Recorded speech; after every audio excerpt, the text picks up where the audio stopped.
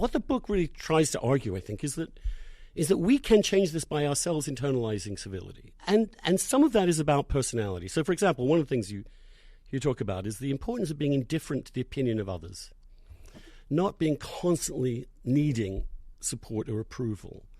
And that allows you then to take criticism and understand where it's coming from and either rebut it or consider it, but not react so instinctively to it.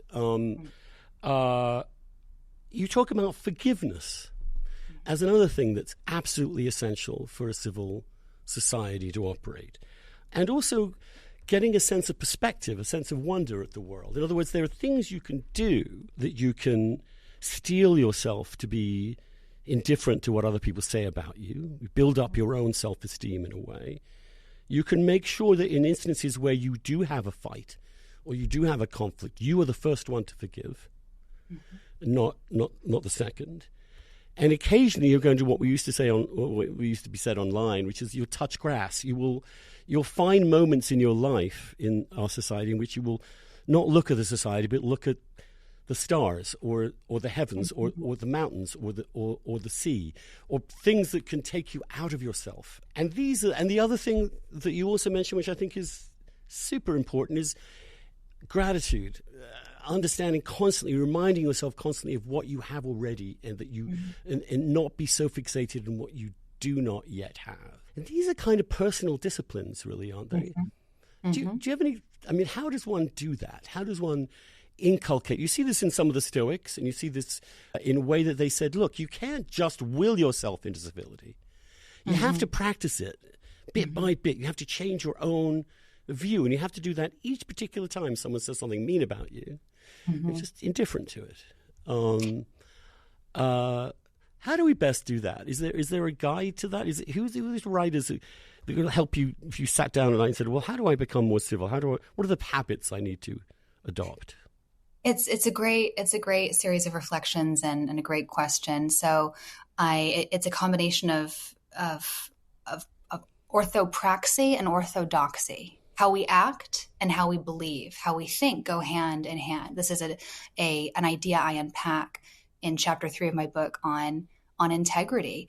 I talk about integrity as all parts of the self making sense together. So our inner reflecting our outer conduct reflecting our inner motives, our values, our priorities, and vice versa. And that's where we got to the conversation a little bit ago about the difference between hypocrisy and integrity, and inauthenticity. So hypocrisy again is disconnect between inner and outer to serve self. So for example, I know you're a fan of Slow Horses. My husband and my father would love this show as well, but we devoured Slow Horses. And amazing show. Gary Oldman is the epitome of like authenticity, right? Like what you see, what you get, and that scene where he gets in the private, Rolls Royce of that private security CEO and like smokes and lets one rip, and he's like, I am who I am, take it or leave it. It's part of his charm, right? But that contrasts his behavior with the two female heads of MI5, right? Like, I love that scene.